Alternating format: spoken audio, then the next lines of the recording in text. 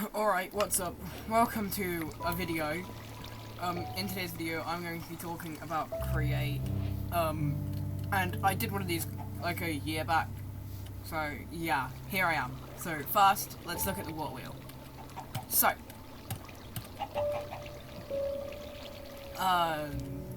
Create has had a lot of updates since then, so let's hope I can go through most of them. But there's this thing called a water wheel. And this thing releases an amount of SU called SU, spinning units. Yeah, that's what it's called. Again, I struggled that a long time ago and I still can't remember. But yes, they're called spinning units, I'm 98% sure. And then this one and the big spinning wheel produces... Yeah, produces 512 SU. Now, we'll be talking about SU a lot, and I will be trying to explain to you what SU exactly is, and how you can use it. Alright, so, the next thing I'm going to talk to you about, now we're going to go through all the power sources first, obviously. So the next thing we're going to talk about is... Alright, is the windmill. So, the windmill in newer updates, originally you needed, sticky glue. Sorry, super glue. But now you don't. But it is still 1, 2, 3, 4, 5, 6, 7, 8. So the most is still 8. How many is on it? 1, 2, 3, 4, 5, 6, 7, 8. What is this? Windmill bearer. Hello? I don't know what's going on there. I'm gonna be honest, I don't know what's going on. Wait, did they bring back the thing where it needs to be super glued? Hold up. I'm try super gluing it. Oh, I think Create on its own, you need to do that, but like with other stuff you don't. So I'm pretty sure there's a mod you install with Create mod. I'll have a look at that another time. But anyway, yeah, so it produces 512, sorry, which is the same amount as the large water wheel. So the more effective one, I would say, is to use the large water wheel because it's more compact. Because if you want actual speed on this thing, right, you need to like add a ton of these. Because you need to add like 8 every time, and then yeah, it's really complicated. All right. So the next one is a steam engine. Hopefully these haven't changed. I'm hoping. Ooh, what is this? Oh, it's the thingy. Okay, we're not gonna need that. Think. Is there anything else we need? Oh yeah. By the way, use power units for this. You're gonna need power units for it, so get something that produces power. I'm just gonna use a creative motor because I'm too lazy to. But yeah, get something with power units for this. Right, replace the creative motor with power units, basically. So yeah. Alright, so you put that in there. Right? And you don't want to put it on the bottom, in fact, no, you don't. Right. So, the height doesn't really matter, it just means how much water you can fit into it, which kind of does matter. Oh, by the way, I would start off by feeding it some water before activating it, otherwise it won't work properly. So I'm pretty sure you need 22,000 mil buckets. And what you can do is you then just attach a fluid pipe, up to there, and then put that onto there, and then set it to a speed, and now it should start pumping water into here. Oh. Ah. Interesting. Okay, have they got rid of that? Ah, so now it gets rid of the infinite source. Okay. But if I make this a center source... Bingo. Okay, so it needs to be a center source, otherwise it won't infinitely last. But as you can see, So it seems to be like the center block of the source, right? But as you can see, it is filling up, right? And this is the first step. So what you then do is put a steam engine itself on there, and then you get a shaft, and then you put that on there. That then makes this thing. And by the way, this is still a shaft, right? If you right-click this, if you middle mouse button this will give you a shaft, as you can see. Now shafts are quite useful for like transporting SU units, but then you can use gearboxes, but gearboxes change the rotation, which will become quite annoying later on, because you need rotation.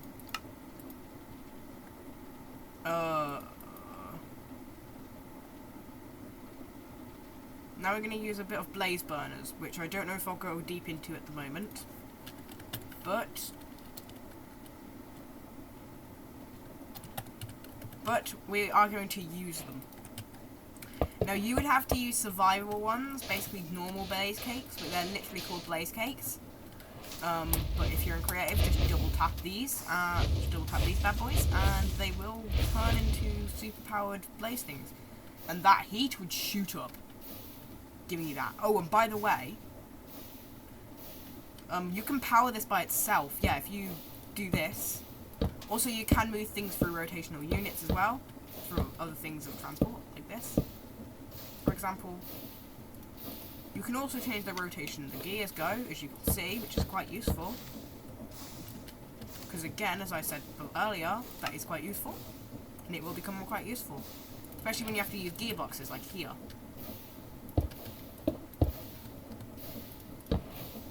So, I'm just going to hook it up. And now, it's powering itself, right? It is literally powering itself, and you can take more of its power and use it for any use you may need. Right? Simple machinery. Or what you could do if you want to keep it compact in the same area, you could send it out the same end.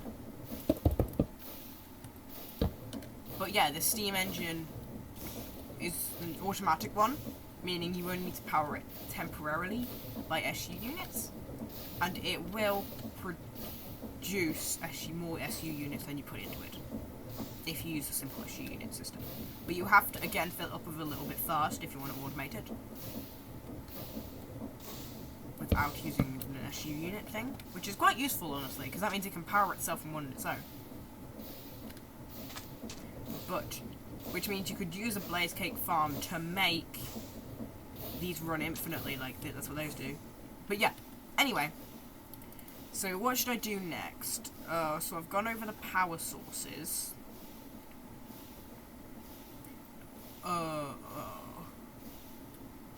Alright, let's go over the clutches, gears, and train drives. Oh, and these thingies, the chain drives. So these are really fun.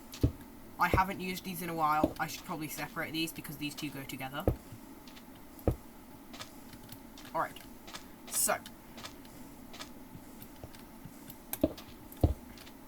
The clutch stops rotational units when it goes when the rotational unit is being sent through it when a redstone signal is activated. To be more specific, I'll just show you. So if we get a creative motor, you can see it's going through, but as soon as I click this, that's still moving, but this end isn't. Then we have this thing, which adjustable train drive. I'm pretty sure the more of these you have, the faster it will go when you power it. I'm pretty sure that's what it does. So if I set this to like 1 right. No, okay, so what does it do? We'll come back to that, because actually, let's ponder it. Oh, let me do this. Comfy reading. So, underpowered chain drive shifts behind Excel-y, like, chain drives. Oh! Okay. RMP. Rotational. Okay. So the more of these you add, the faster it gets. So if we add some gear shifts, so if we had a gear shift, you'll notice that, look at it, right? It goes slightly faster. Look. That's it normally. That's it now. So, yeah, that's how that works, and the more you add, the faster it will go. Sorry, not gear shift, I don't know why I called it a gear shift. And then, why have I clicked on the clutch twice? Then we have the gear shift. Wait, this isn't the gear shift, hold on, it's the adjustable change rack. This is the gear shift. Then what the gear shift does is, well, all of these follow their names, right? So the gear shift literally shifts the rotation into the opposite direction, which is quite useful again. And the gearbox is used to rotate units in different directions. So as you can see, it's turning that way, but if you go into that side, it's turning that way. So it's kind of like going the opposite direction, right? It's switching it. So yeah. If you go down here, this one's going in the opposite direction as well. Everything is going in the opposite direction to this. So yeah, there are two types of gearboxes. There's the vertical gearbox and the gearbox, the normal gearbox. The normal gearbox is just the same thing, but on a normal side, on a thing side, and on a horizontal. I'm pretty sure it is horizontal. Yeah, it's horizontal. So we have the vertical and horizontal. So the vertical is vertical. This one's horizontal. The horizontal one is horizontal. I do not see why this isn't called horizontal. It should be. Please change it, Create. Please. So, yeah. These just change rotational units and send them into different sections. So if you put 2, it then resets it to the original change.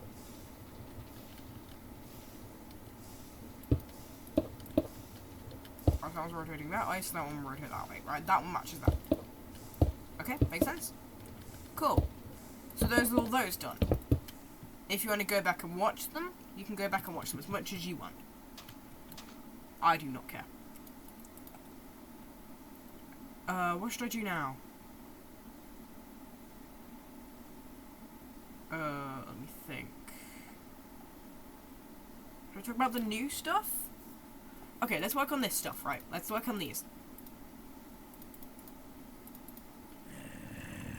Let's work on this kind of like artificial kind of stuff. So you got drills, saws, and deployers. So let's start with drills. They're the easiest. So these ones can mine. These guys can put on mining machines using elevators. Oh, well, pulleys.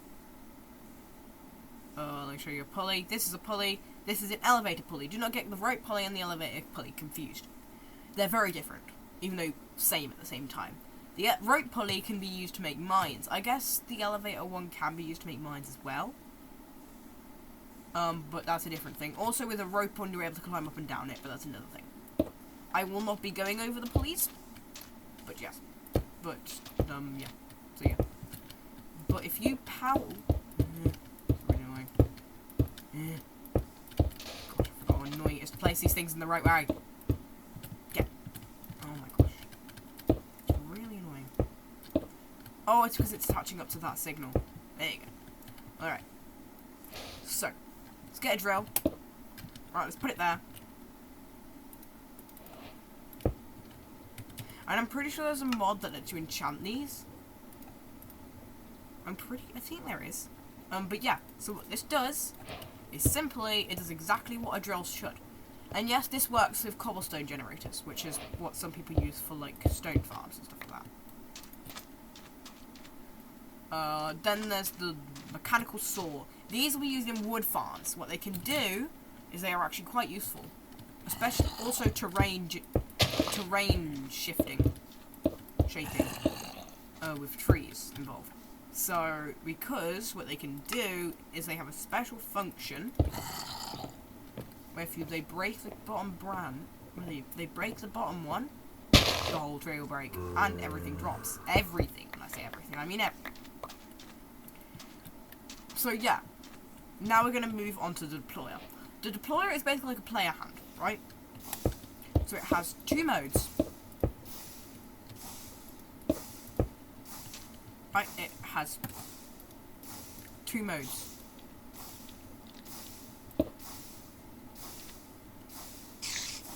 Oh, I need a wrench.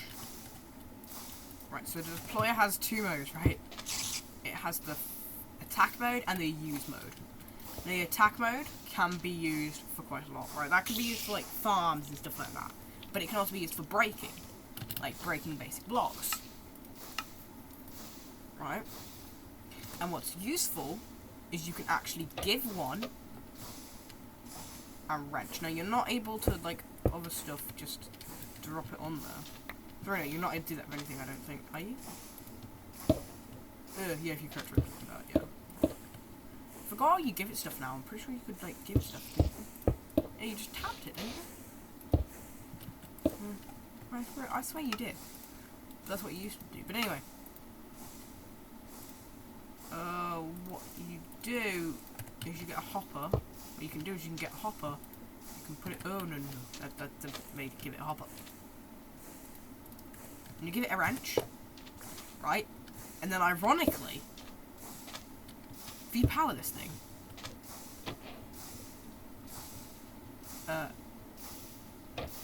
it can change rotation as well. I'm just gonna let it change that back. Alright, let's try that again. So let's do it like that, right. Right, so if I put this in there, now that should use it, so let's have a look. Right, so what we're going to do, we're going to power it, and it should, okay. So I know there is a way to do it, but I cannot remember how that changes the rotation. Is that that? No, I swear there is a way for it to edit things, but yes, it can edit in some way its own things, which is highly useful in some things. Especially machineries that need to rotate automatically, that is quite useful. Which you will find there is weirdly a little bit of. But yeah, these can be used to break blocks and hit things, and deploy blocks and place blocks. So for example, sorry, they can place blocks as well. But they can also, in their attack mode, can break blocks. Let me show you that. So if we just speed it up. Alright, it needs to be put in front of the block. I forgot. It's really annoying because like, it needs to be put right in front of the block.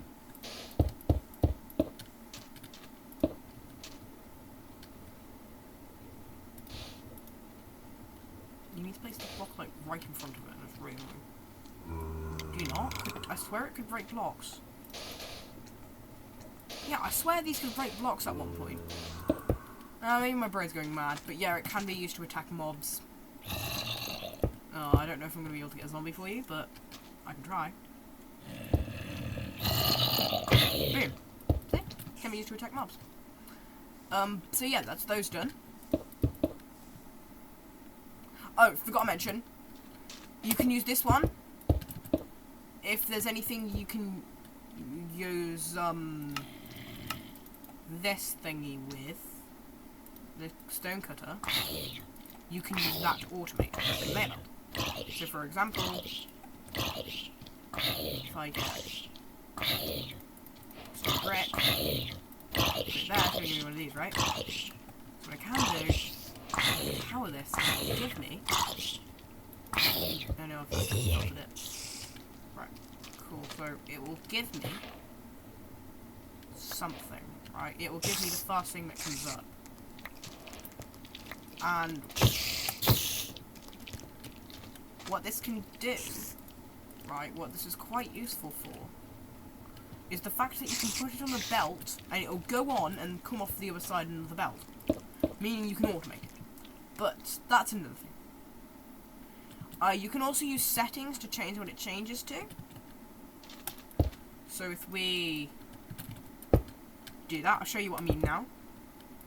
So if I get some stone, and then put it in here, chiseled stone brick, as you can see. So let me get a bit more, and then put one in there. Get a chiseled stone brick out of it. I filtered chiseled stone brick.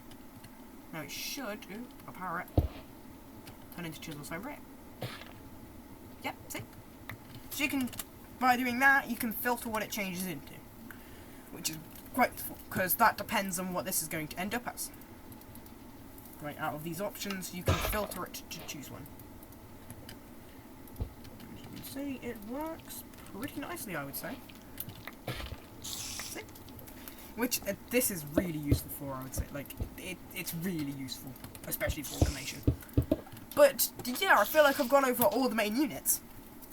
I could go deeper into, like, the more automation use stuff, like press and mixer. But they're straight on, right? They're very straight on. I could do a survival series, and in those survival series I can use more of, like, the fun stuff. Like, these are used for automatic drills, which are really useful. These can be used for, like, drills which you put in the ground and mining. Those are really useful. These, those are really useful. And the pulleys are one of my favourite things to mess around with, especially in survival. And so are these two. Clockwork bearing and mechanical bearing. I will also use those in a survival series, if I get to. I think I went over the steam whistle earlier, and I'm pretty sure it's really easy to go with. And then there's all the new stuff, which I think I'll definitely do in the survival one, because I do not want to go over this with you in one video, and I don't want to bore you to death. And I don't know how any of this stuff works. So, thank you guys. Oh, by the way, guys, if you wanted to know this, what you can do, you can click this button here and it slows down everything. It's called, what's it called? Comfy reading. Because, like, all the reading goes back really quickly. Goes by, really quickly. But yeah, so you can do that. And so yeah, I hope you enjoyed today's video, and if you found it useful, please, I'm begging you, please, maybe click that like button and subscribe button, please. And comment what kind of content you want me to do. But yeah, thanks for watching if you did, and if you reached the end, I don't know, just put IDK in the comments just to confuse people. Thanks, alright, bye.